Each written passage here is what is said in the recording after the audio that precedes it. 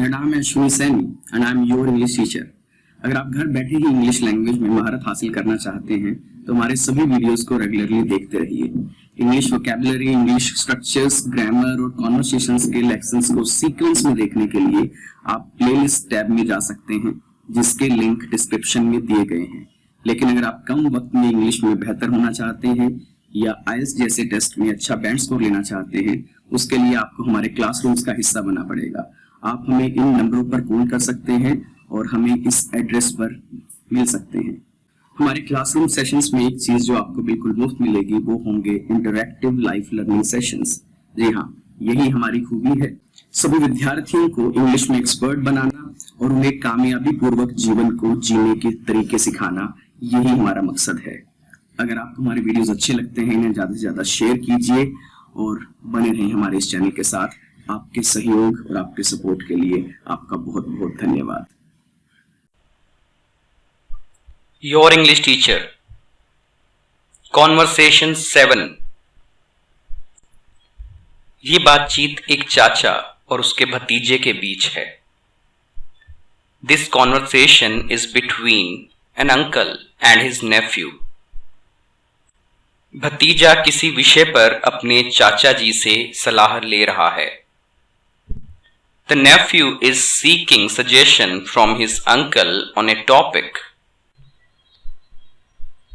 चाचा जी, आज आप ऑफिस नहीं गए? Uncle ji, haven't you gone to office today? नहीं बेटा, जब मैं सुबह उठा तो मेरी तबीयत थोड़ी डाउन थी। No son, when I woke up in morning, I was not feeling well. इसलिए आज मैं ऑफिस नहीं गया। That's why I did not go to office today. शरीर को थोड़ा आराम मिल जाएगा। The body will get some rest.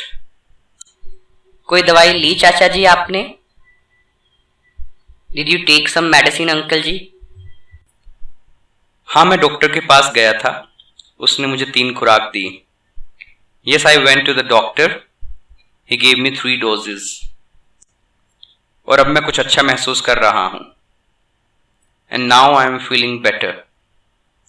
ये तो अच्छी बात है चाचा जी। That's good अंकल जी। दरअसल चाचा जी, मुझे आपसे कुछ डिस्कस भी करना था और एक सलाह भी लेनी थी। Actually uncle ji, I had to discuss something with you and I also wanted to take your suggestion. बताओ बेटा, क्या बात है? Tell me son. What's the matter? चाचा जी, अगले महीने 12वीं कक्षा के एग्जाम हैं। Uncle ji, I have my 12th examinations next month. लेकिन मैंने अभी भी ये डिसाइड नहीं किया है कि मुझे करना क्या है 12वीं के बाद। But I have not yet decided what I have to do after my 12th class. मैं उलझा हुआ हूँ। I am confused. आप थोड़ा मार्गदर्शन करें कि मुझे क्या करना चाहिए। You guide me what I should do. बेटा, मेरी तुम्हारे पिताजी से बात हुई थी। Son, I had a conversation with your father. उन्होंने मुझे बताया था कि वो तुम्हें आगे की पढ़ाई के लिए विदेश भेजेंगे। He told me that he would send you abroad for your further studies. यहां तक कि तुम भी तो बाहर जाना चाहते थे। Even you wanted to go abroad. तो अब तुम किस दुविधा में हो? So now in what kind of dilemma are you? हाँ जी चाचा जी, पहले तो यही प्लान था। Yes uncle ji, earlier this was the plan. लेकिन किसी ने मुझे बताया कि विदेश जाने के लिए मुझे आइल्स का एग्जाम देना पड़ेगा। But somebody told me that I would need to give IELTS exam for going abroad. और ये बहुत मुश्किल होता है and it's very tough. और आप तो जानते ही हैं, इंग्लिश में मेरा शुरू से ही हाथ तंग है and you know it well. I always had problem in English language. मुझे नहीं लगता मैं ये एग्ज़ाम क्वालिफाई कर पाऊंगा। I don't think that I will be able to qualify this exam. इसलिए मैंने विदेश जाने का आइडिया ड्रॉप कर दिया. That's why I dropped the idea of going abroad. बेटा ये तो बड़ी शर्म की बात है, बिना लड़े ही तुमने हार मान ली. Son, this is really shameful. You gave in without even fighting. और तुम्हें ये किसने कहा कि आइल्स बहुत टफ होता है? And who told you that IELTS is very tough? किसी ने तुम्हें गुमराह किया है. Somebody misguided you. कुछ भी असंभव नहीं है अगर तुम पूरे दिल से कोशिश करो. Nothing is impossible if you try with all of your heart. लाखों लोग हर साल आइल्स का एग्जाम देते हैं. 7 बैंड भी लेते हैं, 8 भी लेते हैं, कुछ तो 9 बैंड भी ले लेते हैं. Millions of people take IELTS exam every year. Some take 7, some take 8 band, and some even take 9 band score. वो ऐसा कैसे करते हैं? How do they do this? चाचा जी, आपकी ये बात सही है कि कुछ भी असंभव नहीं. Uncle ji, you are right on your point that nothing is impossible. लेकिन मैं शुरू से ही गांव के सरकारी स्कूल में पढ़ा हूँ. But I have studied in the government school of the village from the beginning. इसलिए मुझे वो एनवायरनमेंट मिल ही नहीं पाया जिसमें मैं अच्छी इंग्लिश सीख सकता. That's why I could not get the environment where I could learn good English. आपको ये मानना पड़ेगा कि इंग्लिश मेरे बस की बात नहीं है. You have to believe this. English is not my cup of tea. बेटा मैं ये स्वीकारता हूं कि तुम्हें इंग्लिश सीखने का सही माहौल नहीं मिला. Son, I admit this that you did not get the right environment for learning English. लेकिन इंग्लिश कोई रॉकेट साइंस नहीं है जिसे तुम आज नहीं सीख सकते. But English is not a rocket science that you cannot learn today. अब मेरी बात ध्यान से सुनो. Now listen to me carefully. ये बात पक्की है कि तुम विदेश जाओगे आगे की पढ़ाई के लिए. This is for sure that you will go abroad for your further studies. और जहां तक IELTS बैंड स्कोर का सवाल है, तुम निश्चिंत रहो. And as far as IELTS band score is concerned, don't worry. तुमने योर इंग्लिश टीचर का नाम नहीं सुना? Haven't you heard the name of your English teacher? नहीं चाचा जी, क्या ये कोई इंस्टीट्यूट है? No uncle ji, is it any institute? हाँ, ये एक इंग्लिश लर्निंग का इंस्टीट्यूट है. Yes, this is an English learning institute. लेकिन उसके जो फाउंडर और एडमिनिस्ट्रेटर हैं अश्विनी सैनी, उन्होंने कभी भी अपने ऑर्गेनाइजेशन को प्रमोट नहीं किया. But the founder and administrator of this institute, Ashwini Saini, never promoted his organization. इसीलिए इस इंस्टीट्यूट के बारे में ज़्यादा लोगों को नहीं पता.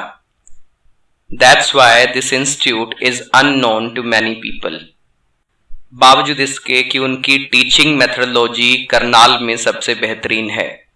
Despite their teaching methodology is best in Karnal.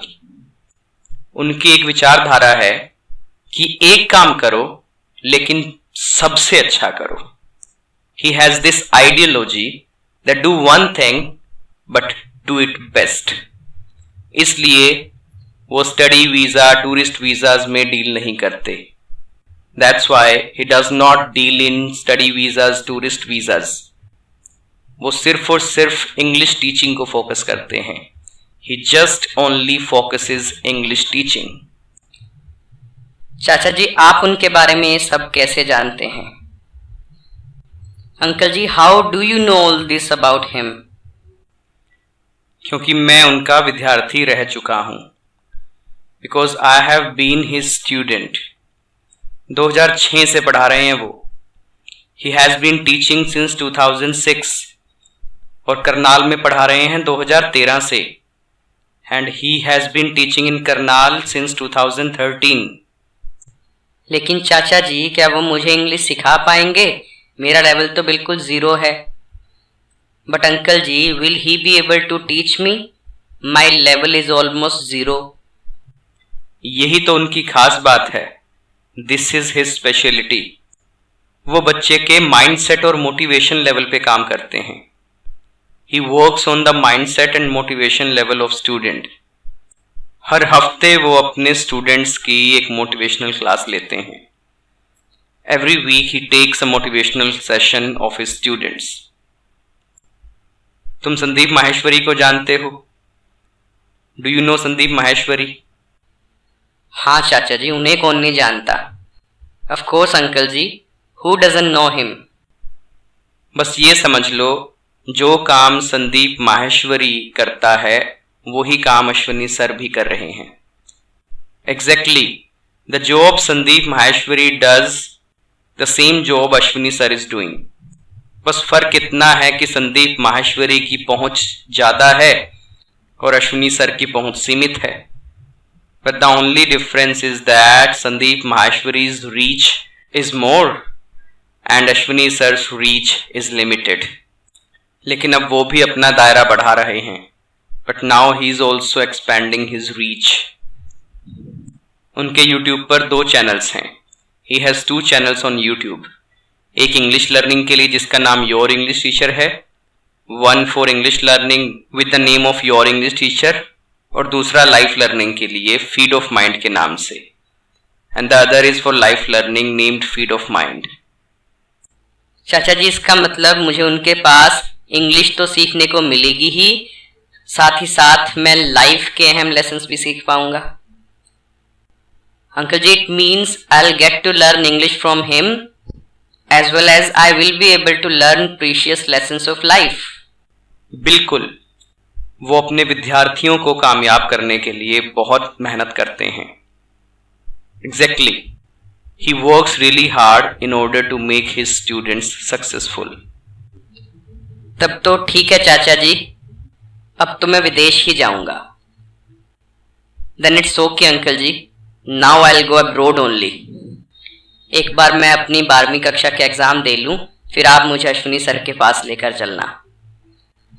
Once I take my 12th class examination, then you will take me to the Ashwini sir. वैसे अंकल जी, ये इंस्टीट्यूट है कहाँ? By the way uncle ji, where is this institute? Karnal bus अड्डे के पास, near Karnal bus stand.